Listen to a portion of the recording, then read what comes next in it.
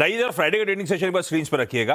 वो positive undertone बना हुआ था पिछले हफ्ते भारतीय बाजारों में। इवन फ्राइडे को स्ट्रॉन्ग नोट पे क्लोज हुआ, दिन भर तेजी थी, फाइनली सेशन दिन के हाईस पे समाप्त होता हुआ नजर आया और बढ़िया ब्रॉड बेस्ड बाइंग थी फ्राइडे को।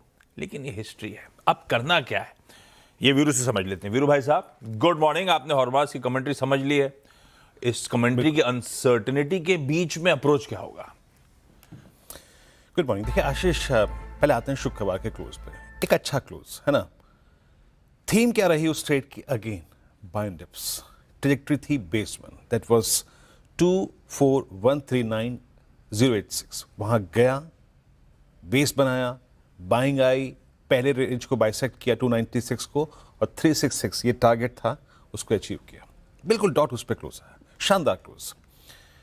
क्लोज के पीछे के स्टैट्स को देखते हैं क्योंकि उनका बड़ा किरदार रहेगा आज की स्ट्रेटेजी में भी आशीष। देखिए एफआईएस की बाइंग आ रही है, now it's becoming a trend, that's good.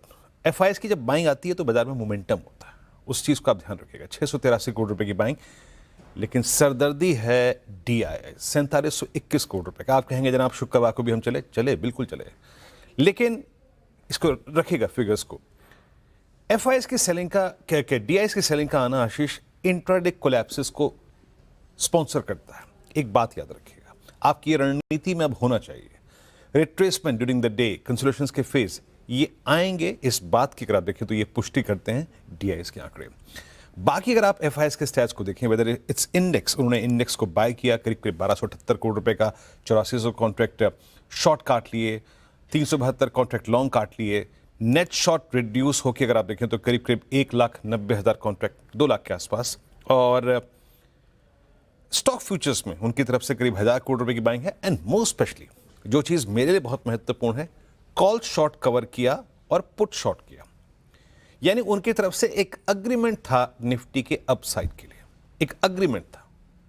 FIS के स्टैट्स उस अपसाइड को इंडिकेट करते हैं, लेकिन डीआईएस की जो सेलिंग है वो थोड़ा बहुत इंट्राडे कोलैप्सेस लेके आएगी, इस बात को याद रखिएगा। अब आते हैं हमारे स्ट्रक्चर पे। इस स्ट्रक्चर में एक वीकेंड पे एक तड़का लगा हमें, शुक्रवार की वो घटना, गिफ्ट निफ्टी का 400 अंक ऊपर जाना, क्रूड का retracement. That extra premium is not with us now, वो हमारे पास नहीं है अब, ठीक है। अब आते हैं हम अपने बैक ऑन ट्रैक। अगर कुछ नहीं है तो हमें अपनी स्ट्रेंथ और अपनी वीकनेस पे प्ले करना पड़ेगा। आशीष, यहां से 400 पे भी कॉल आइटर्स हैं, 500 पे भी कॉल आइटर्स हैं, लेकिन मैंने क्या कहा, एफआईएस ने अपनी शॉर्ट कॉल को कवर किया है, सो एक अपसाइड मोमेंटम बन सकता है। पुट शॉर्ट कहां पर है? सबसे स्ट्रॉन्ग पुट शॉर्ट 24,300 पे आई है, 200 पे आई है। हमें अपना बेस भी तय करना पड़ेगा। लिखिए ये पिरामिड्स। देखिए अपनी कमेंट्री को मैं आज एक लेवल तक सीमित रखूंगा क्योंकि मैं देखना चाहता हूं कि इंडेक्स वहां पे आके क्या करेगा। पिरामिड्स में आपको सबसे बड़ा कॉल आइटर नजर आएगा 24,500 पे।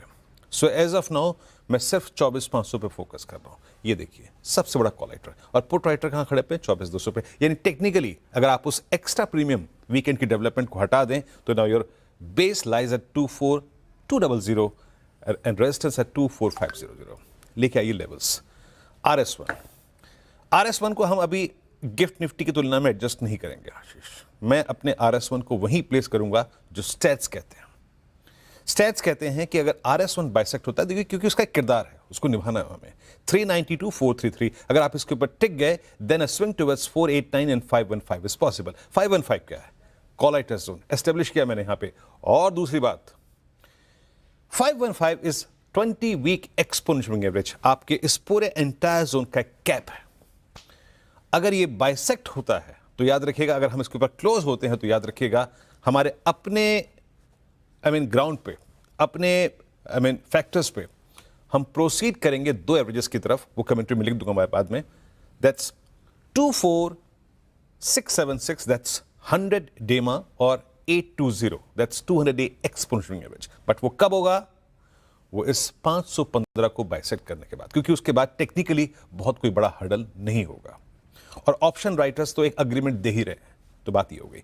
अच्छा एक बात याद रखिएगा, fail to cross RS1 during the day और RS2 in any case will sponsor क्या लेके आएगा? बेस 1। ये कभी भी आ सकता है। मैं अभी भी आशीष यूएस और ईरान के कॉन्फ्लिक्ट के मद्देनजर जब तक बुधवार तक डील नहीं होती मैं स्केप्टिकल रहूंगा उस फ्रंट को लेकर। तो वो बेस 1 कभी भी स्पॉन्सर कर सकता है, उस चीज के लिए आप रेडी रहिएगा।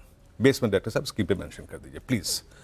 अब लेके आते हैं बेस वन क्या था हमारा 50 डे पुट राइटर्स का जोन।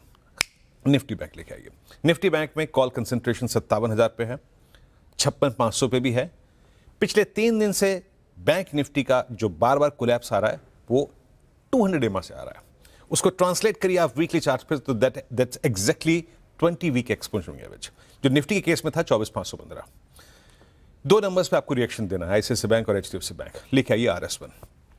आशीष, सबसे टफ हर्डल इन नंबर्स के साथ अगर कोई है निफ्टी बैंक के लिए तो वह है RS1 की ट्रैजेक्टरी। क्या है लेके आइए स्क्रीन पर। स्क्रीन पर है ये लेवल दैट्स 889, ये बाइसेक्ट हुआ तो 57,090 और 57,090 क्रॉस हो गया तो निफ्टी बैंक के प्रोजेक्शंस में 500 से 600 पॉइंट और ट्रांसलेट हो जाएंगे टुवर्ड्स 589। और एक और चीज, failure to cross RS1 will again sponsor a downside, और वो कहां तक आएगा?